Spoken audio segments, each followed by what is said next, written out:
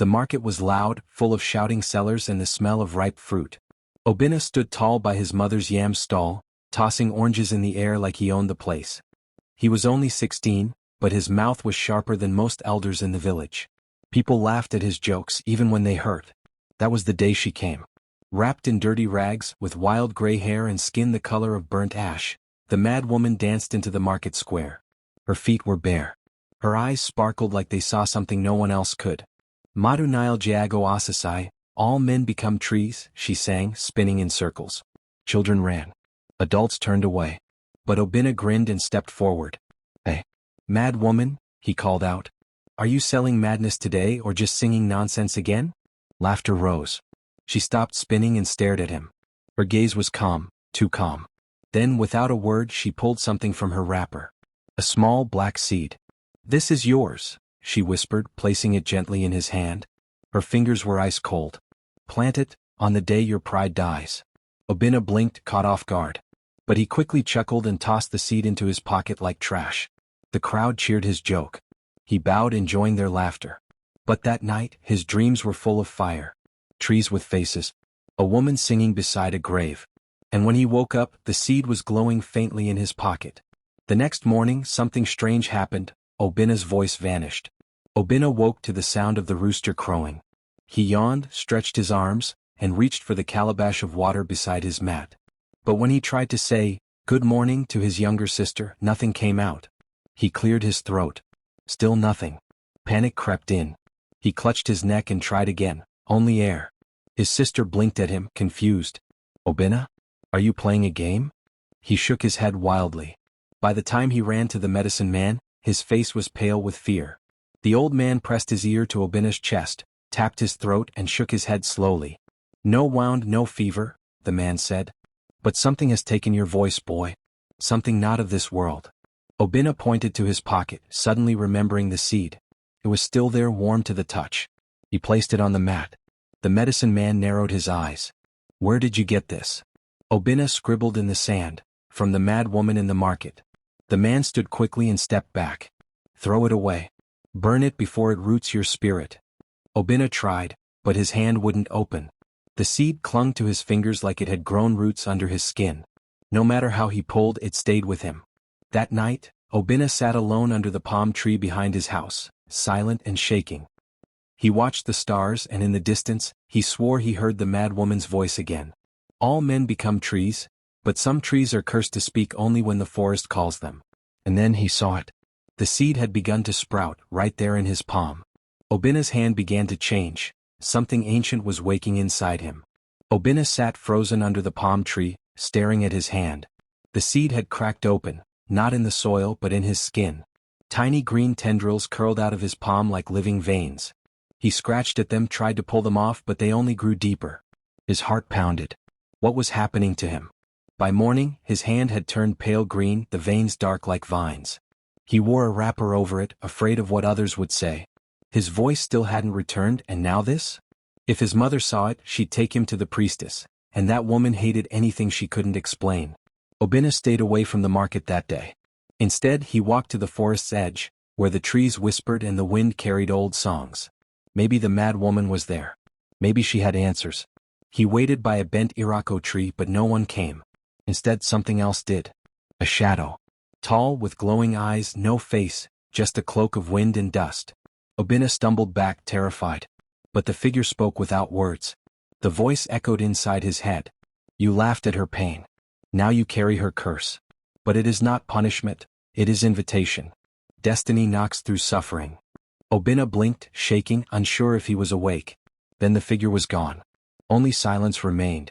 That night, he found a new symbol carved on the back of his green hand. A spiral. It burned faintly and pulsed with each heartbeat. He didn't know what it meant. But something inside him did. Obinna's dreams took him to a forest that didn't exist, where the trees whispered his name. That night, Obinna didn't just dream, he traveled. He stood in a forest he had never seen before. The sky was purple, the leaves silver, and the ground pulsed like it was alive. Trees with glowing trunks leaned toward him, whispering his name over and over. Obinna, Obinna. He tried to speak, but still no voice came. He looked down at his hand. The spiral on his skin now glowed as bright as a lantern. A path opened between the trees, lit by fireflies with eyes. He followed it, heart pounding, until he reached a clearing. In the center was a massive tree unlike any other, its roots coiled like snakes and its bark shimmered with symbols. Under the tree sat the mad woman, but now she wasn't mad. Her hair was long and black. Her clothes were woven from light. Her eyes held ancient knowledge. "You came," she said gently, her voice smooth and deep. Obinna tried to kneel, but his legs froze. "You laughed at what you didn't understand," she continued. "You mocked pain that didn't wear your face. But the seed doesn't judge, it awakens.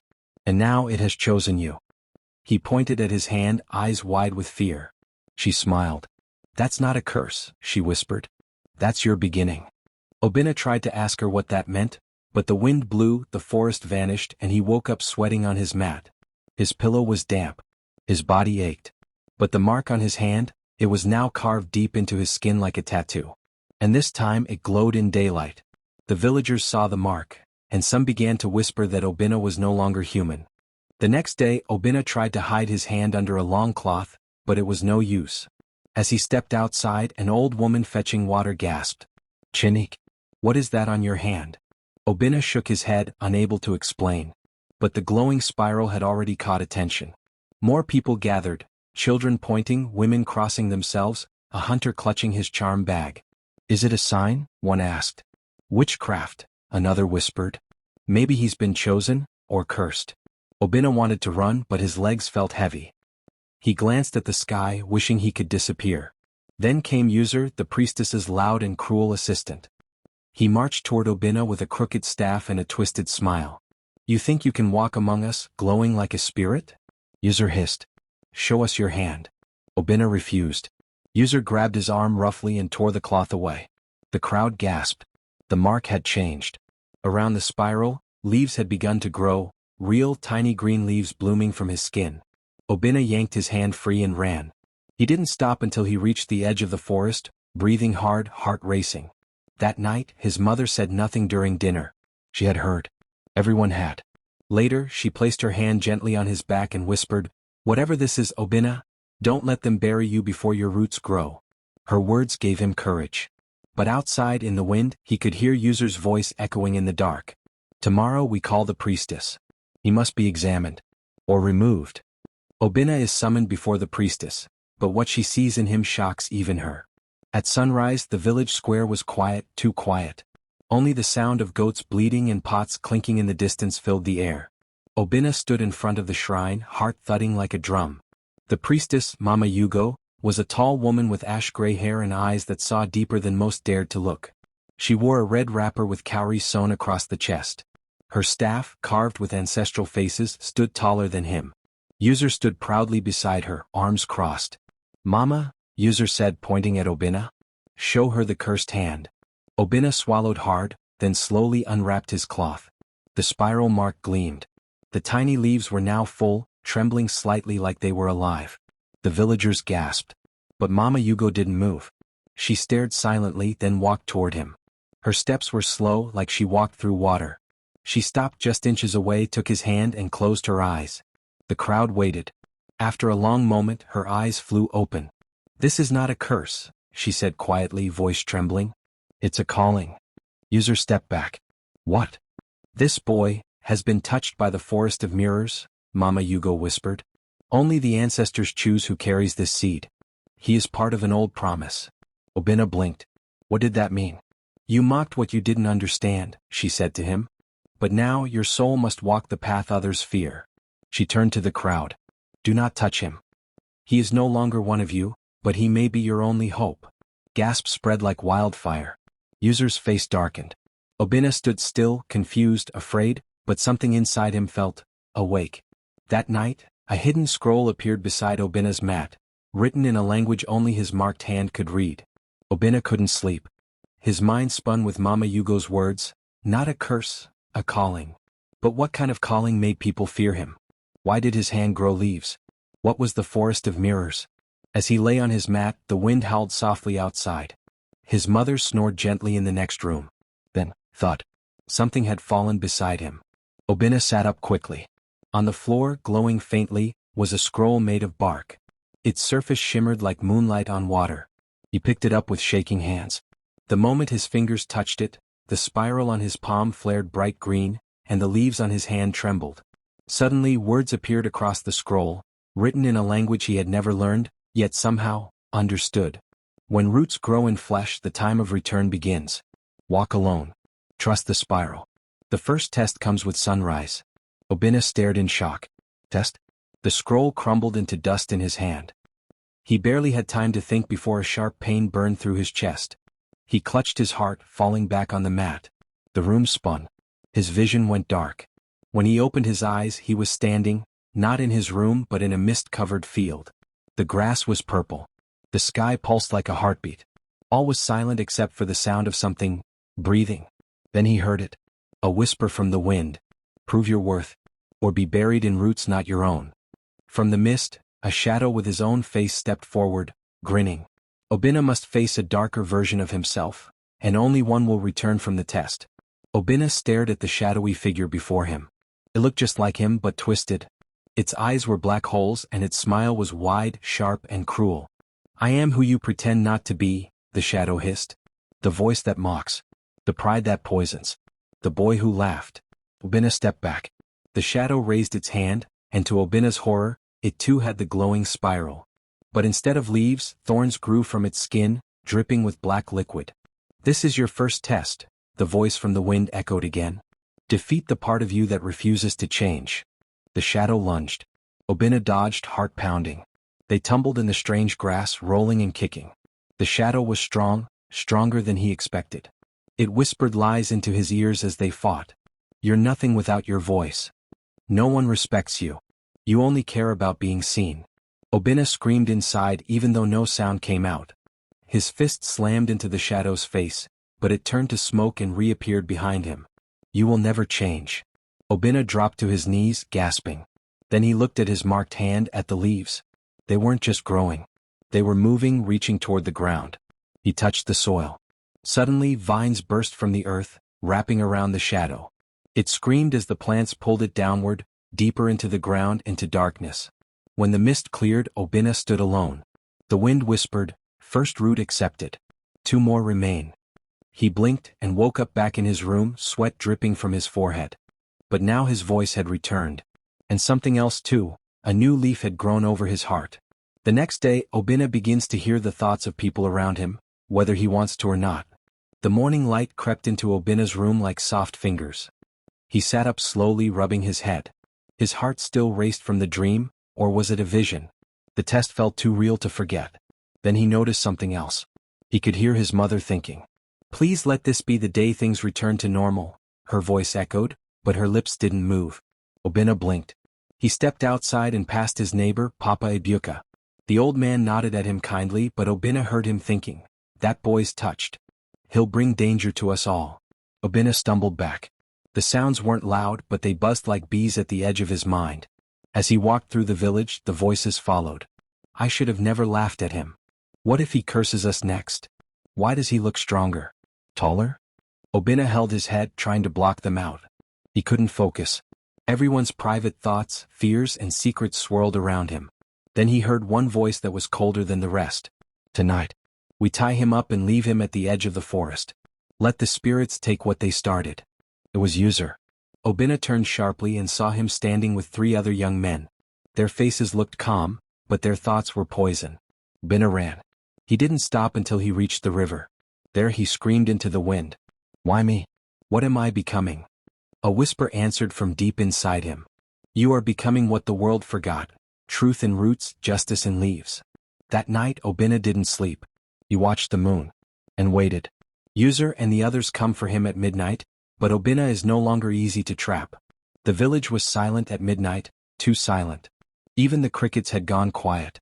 Obinna sat by the back of his house, heart steady, body tense. He knew they were coming. He had heard their thoughts, felt their fear dressed as courage. User wasn't just afraid, he was jealous. He wanted to erase what he didn't understand. A soft rustle in the bushes confirmed it. Obinna stood slowly. For shadows moved through the dark. User led the way holding a rope and a torch. Behind him were Mecha, Dogo, and Aizu, all strong boys who used to play wrestling with Obinna when they were younger. Now they moved like hunters. There, User whispered. quietly. Grab his arms first. But as they reached out, Obinna vanished. They froze. Where did he go? A gust of wind rushed through the trees, spinning leaves around them like a cyclone. The torch went out. Then from above a voice rang out, calm, deep, unshakable. You came for me, but you forgot something. Obinna stood on a low branch, his eyes glowing green, his marked hand raised. This isn't the same boy you tried to bury. Vines shot from the ground, wrapping around Mecca and Isa's legs. Dogo tried to run but slipped in the thick roots now rising from the soil. Only User remained free. He raised the rope like a whip, but it caught fire in his hand, burning to ash. Obinna dropped to the ground, silent. Leave now, he said softly. Before the forest decides for me. The boys fled, screaming. Alone, Obinna knelt and touched the earth. And the forest whispered back, you passed the second test. One root remains. A stranger arrives in the village claiming to know the truth about the seed, and Obinna's final test. At sunrise, the village buzzed with talk of the midnight storm. Some said it was spirits. Others whispered that Obinna had summoned the forest to fight for him. No one dared come close. Then just before noon a stranger arrived. He walked barefoot, yet his white robe stayed clean. His head was bald and a gold ring shone in his ear. But the strangest thing of all, he cast no shadow. Mama Yugo came out to meet him. The villagers gathered behind her, silent and uneasy. I am called Ezelu, the man said, bowing. I come for the boy who carries the leaf. Obinna stepped forward from behind a tree, his marked hand glowing beneath his wrapper. Ezelu smiled. Ah, the seed bearer. Obinna looked to Mama Yugo. She nodded slowly. He's part of the forest now, but still walking among us. Ezelu turned to Obinna. The time has come for your final route. The journey of the spiral ends where it began, beneath the tree of mirrors. Obinna frowned. Where is that? Ezelu's eyes darkened. Deep inside the Iruru forest, where no man returns unchanged. The villagers gasped. No one went into Iruru willingly. It was said to twist your soul or steal your memory. Obinna felt fear rise in his chest, but he also felt something else, readiness. I'll go, he said. Ezelu handed him a satchel made of bark. Inside are 3 things, a mirror, a string and a feather. You'll know what to do when it's time. Before leaving, Obinna turned to his mother. She didn't cry. She only whispered, let the roots guide you home. And then he stepped into the forest. The forest welcomes Obinna, but not with peace. It sends illusions that test his soul. The Iruru forest was alive, not with animals but with memories. As Obinna stepped deeper into the trees, the light changed. The sun above dimmed. The leaves shimmered like glass. And the deeper he went, the more the forest whispered, not in words but in emotions. Fear, regret, shame. Suddenly the trees shifted. The path behind him vanished. Ahead stood a familiar shape. His father, though Obinna had not seen him since he died when Obinna was 7. Son, the man said softly, why are you running from who you were? Obinna's feet froze. You laughed because you were afraid, the image continued. Afraid of being seen as weak. Afraid of being small. You wore pride like armor. Obinna's throat tightened. But your power, the image said, pointing at his glowing hand, was never in your pride. It was in your willingness to change. The figure reached out, but when Obinna tried to touch him, he turned to smoke. Then came another shape, the mad woman, laughing, spinning in circles.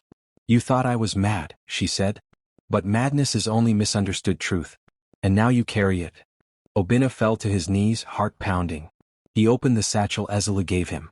Inside was the mirror, the string and the feather. He held up the mirror and gasped. He saw not himself but every face he had ever hurt. Their eyes stared back. Not angry. Not sad. Just waiting. He tied the string around the mirror and placed the feather on top. Suddenly the illusions shattered like glass. The forest went silent.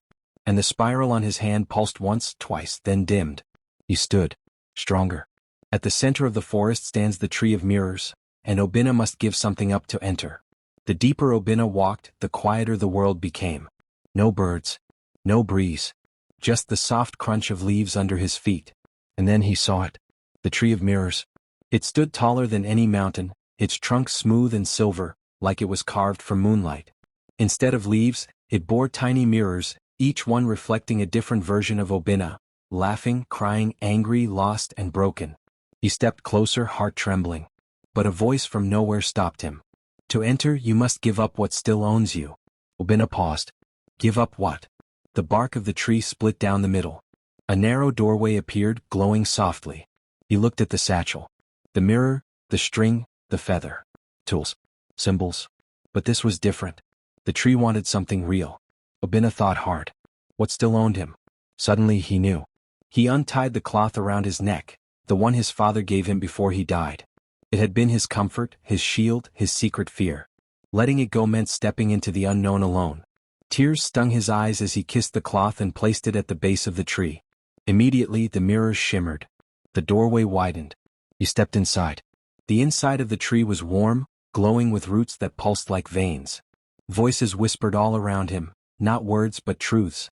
Every hurt he caused. Every moment he lied. Every time he laughed to cover pain. And yet, the voices did not judge. They forgave. Obinna fell to his knees, shaking. Then the spiral on his hand began to glow bright white. His final root had awakened. Outside the tree, Obinna emerges transformed. But Ezelou is gone, and the forest has begun to wither. Obinna stepped out of the tree of mirrors. But the forest had changed. The silver leaves once bright with life now hung dull and gray. The breeze was still and the air felt heavy, like something precious had been stolen. He looked around. Ezelou was gone. No footprints, no voice, no trace. The satchel on Obinna's side crumbled into dust. Only the spiral on his hand remained, now glowing gold, no longer green. He stepped forward and felt the earth shift beneath him. The trees leaned in as if listening. What happened? Obinna whispered. The forest whispered back. A sacrifice has been made. Now you must carry what was once guarded. Obinna looked down at his hand. The spiral mark spread up his wrist and across his arm like a golden vine. His chest pulsed gently where the final root had bloomed. He understood now. Ezelou hadn't left. He had become part of the forest, his spirit returning to the roots. That was the final exchange. Obinna had been chosen to take his place. But with the gift came a burden. The forest was dying. Without a guardian, its energy would fade. And the world outside would suffer too. Rivers would dry, crops would fail, balance would break. Obinna took a deep breath and pressed both palms to the earth. Suddenly, golden light shot from his fingers and spread through the soil like fire through oil. The trees shivered. Leaves shook. The wind returned, whispering again. He was connected now. Not just to the forest, but to everything. Still he knew, his real test was not over. He had to return to the village. To face them. To see if they had changed too. As Obinna returns, the village faces a crisis, and only he holds the answer to save them. Obinna returned to the village just before sunset. But it wasn't the same village he left. The air was thick with heat. The riverbed that once flowed strong now cracked beneath dry dust. Crops drooped in the fields like wilted arms. Children coughed. Chickens pecked at nothing. The villagers gathered, eyes wide. Some stepped back. Others fell to their knees. It's him, someone whispered. The forest boy. Mama Yugo stood at the center of the crowd, her face tired and pale. She bowed her head when she saw Obinna. We are cursed, she said. Since the night you left, the river began to vanish. We begged the gods, but they are silent. Obinna stepped forward. I am not the curse, he said. I am the bridge. User pushed through the crowd. His eyes burned with guilt. I thought you were a danger, he said softly. But I see now. I was the danger. Obinna nodded, not with anger, but with understanding. He walked to the center of the village, knelt beside the dust of the dried river, and placed his marked hand into the cracked earth. He whispered one word, restore. A golden pulse flowed from his fingers into the ground. The earth rumbled softly. Then slowly water returned. Clear, cold, alive. The villagers gasped. Some cried. Others shouted praise. Mama Yugo stepped beside him and placed a hand on his shoulder. The forest chose well. But Obinna knew this was only the beginning. Healing the land was simple. Healing hearts would take more. He looked at the people who once feared him, who once laughed with him, and who now looked to him for hope. Destiny had returned him home. The forest speaks one last time, revealing a danger still hidden beneath the village. That night the village celebrated. Drums echoed, fires burned bright, and laughter filled the air once more. The river had returned. Crops stood taller already. The people danced for the first time in weeks. But Obinna didn't smile. He sat alone under the old palm tree behind his house, eyes closed, hand pressed to the soil. And then he heard it, the forest's voice, low and ancient. One shadow remains. One root still rots beneath. Obinna's eyes opened. Where? The wind answered, below the village. Beneath the old well. Obinna stood and rushed to the center of the square. The old well had been dry for years. Children used it as a hiding spot. No one had thought much of it. But as he stepped close, the ground beneath his feet grew cold. Mama Yugo followed him. What is it? There's something below, Obinna said. Something that doesn't belong. He placed his glowing hand on the stone edge. At once, the spiral flared and a soft growl echoed from deep within the well. Then came the voice, not from the forest but from the pit. You woke the roots, seed-bearer. But not all things want to be found. Obinna flinched. It was dark, bitter, and hungry. What is it? Mama Yugo whispered. Obinna's eyes narrowed. The true curse. The thing that poisoned the village long ago. The villagers gathered, drawn by the noise. And from deep below, a shadow began to rise, slow, creeping, formless. It slithered up the stone walls of the well like black mist. Obinna stepped forward, chest rising with steady breath. He would not run.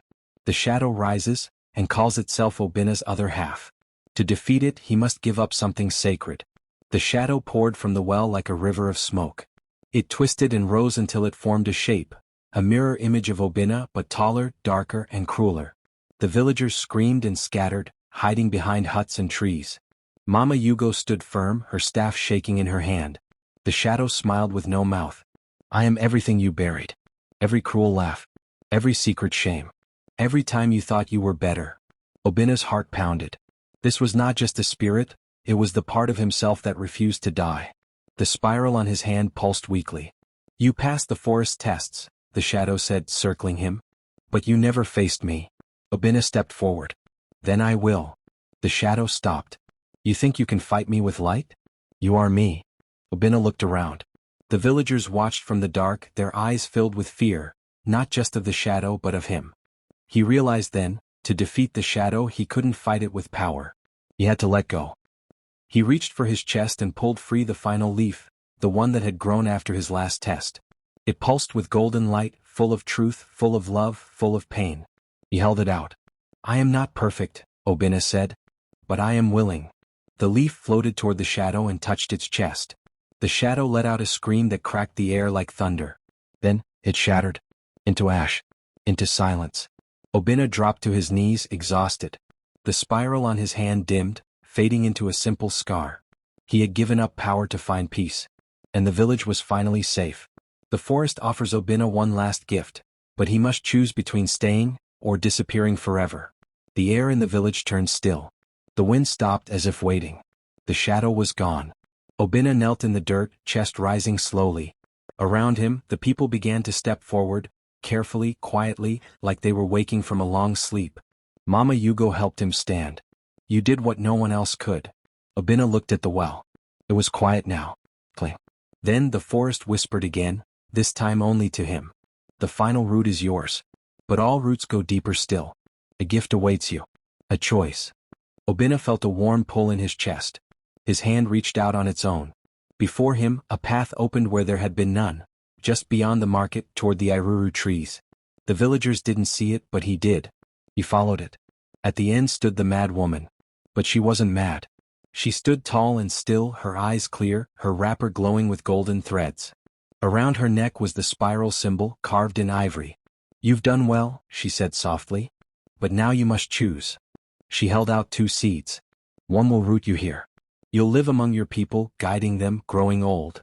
The other, she said, will carry you into the forest beyond names, where spirits walk and time forgets your face, but your spirit becomes part of the earth forever. Obinna stared at the seeds. Both paths were true. Both were part of him. He closed his eyes. Then he reached out. And chose. The village waits for Obinna's return, but will he ever walk among them again? The next morning, the village gathered in silence. No one had seen Obinna since the night the shadow was destroyed. His mother stood at the edge of the market, eyes searching the horizon. Mama Yugo watched the trees, her staff planted firmly in the soil. Children whispered stories. Some said he had become a tree. Others claimed he had walked into the sky. But no one knew for sure. User, changed and quiet now, helped the elders repair the well. He said nothing, but his eyes held questions. By midday they found something near the old palm tree, a small circle of green grass where no grass had grown in years. In the center sat a single object, a golden leaf, still warm, still glowing faintly. Mama Yugo bent down and touched it. He chose the second path, she whispered. The villagers fell quiet. What does that mean? Obinna's mother asked. It means, Mama Yugo said gently, he has become part of something greater than us. He walks with the roots now. The forest will live because he gave himself fully. Tears filled his mother's eyes, but she smiled too. He was always meant for more. That evening the wind returned. It carried peace. The river flowed stronger. Flowers bloomed out of season. And deep in the Iruru forest, if you listened closely, you could hear the rustle of leaves that sounded almost like a boy's laughter. The one who had mocked the mad. Who had touched the seed. Who had become the tree. Years later, a young child finds a glowing spiral-shaped seed in the market, just as the mad woman appears again. Years passed. The village of Alais grew strong again. The river never dried. The crops never failed. And under the shade of the trees, people spoke softly of the boy who vanished into the forest. The one who once laughed at a mad woman and became something more. Children were told his story at night around fires. But most believed it was just a tale. Then one morning in the middle of the busy market, a child named Ifyananya wandered near the old well. She was small, curious, and full of questions. While playing with a stick, she saw something shining in the dust. A spiral-shaped seed, black as night with a faint golden glow. She picked it up and held it to the light. At that very moment the crowd went silent. Because walking slowly between the yam sellers and pepper stalls was the mad woman. Only she didn't look mad. Her eyes were calm. Her hair was gray, woven with tiny beads of light. She wore a wrapper made of leaves that never wilted. She walked straight to the girl and knelt. You found it, she said softly. It calls only to the ready. Ifyananya blinked. What is it? The woman smiled. Destiny, child. And it always begins with a laugh, and a choice. She placed a hand over the seed. It glowed. In the trees beyond the village the wind rose again, soft and wild, carrying laughter. Somewhere deep in the Iruru forest, a spiral burned into the bark of a great silver tree. And the world began again. I hope you enjoyed the story. Please take a moment to like the video, drop a comment, share it with someone, and most importantly, don't forget to subscribe to this channel for more powerful stories like this. Your support means everything. Thank you for watching this video.